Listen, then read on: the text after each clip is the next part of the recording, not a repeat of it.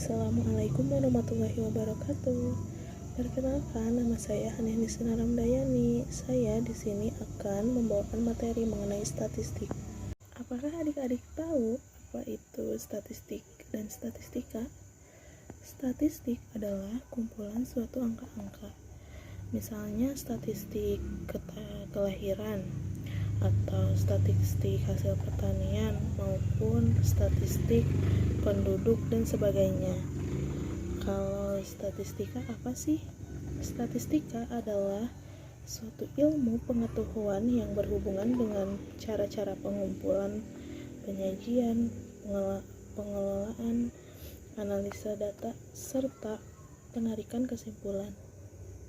Segala kegiatan yang berkaitan dengan statistik selalu berkaitan juga dengan data.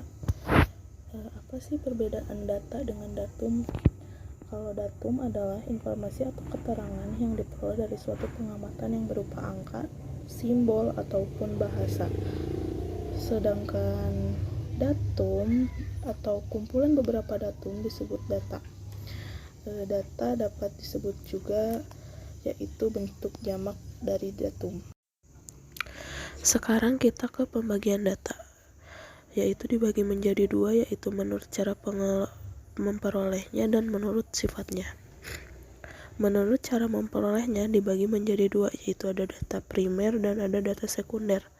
Sedangkan menurut sifatnya ada data kualitatif dan juga ada data kuantitatif. Sekarang kita akan membahas yaitu tentang pengumpulan data. Kita beri contoh, yaitu contoh data keluarga atau jumlah keluarga siswa. Selanjutnya dari pengumpulan data kita akan membahas mengenai yaitu mean atau nilai rata-rata. Rumus untuk mencari mean yaitu mean data tunggal, yaitu rata-rata sama dengan X1, X2, atau XN, atau sama dengan datum ke-1, ke-2, dan ke-3 sampai seterusnya dibagi banyaknya datum. Yang kedua yaitu median atau nilai tengah. Rumus dari median adalah M atau median sama dengan data ke-1, ke-2, atau ke-3 dan seterusnya dari data ganjil ditambah data ke-1, ke-2, ke-3 atau datum 1, 2, 3 dan seterusnya data genap dibagi 2. Yang ketiga ada modus atau nilai yang sering muncul. Rumus modus dari data kelompok yaitu modus sama dengan batas bawah kelas atau modus data kelompok ditambah D1 atau selisih frekuensi kelas modus dengan sebelumnya per D1 ditambah dengan D2. D2 yaitu selisih frekuensi kelas modus dengan setelah kelas modus. Lalu dikali L atau panjang kelas. Sekarang kita akan membahas mengenai penyajian data. Yang akan kita bahas itu yang pertama yaitu penyajian data menggunakan diagram gambar atau lambang. Dan cara untuk membuat diagram gambar atau lambang yaitu buat 3 buah kolom dengan ketentuan sebagai berikut. Yang pertama yaitu kolom pertama berisi nama data atau kategori, kolom kedua berisi lambang yang digunakan, kolom ketiga berisi frekuensinya. Selanjutnya, di bawah diagram diberi catatan berisi satu lambang yang mewakili sejumlah objek tertentu. Terus, kita tulis nama kategori pada kolom. Gambarkan lambangnya pada kolom lambang dan tuliskan banyak datanya pada kolom frekuensinya. Selanjutnya, banyak lambang yang digambarkan tidak sama dengan banyak yang ada. Untuk kategori lainnya dapat dilakukan seperti kategori yang pertama. Selanjutnya yaitu ada diagram garis.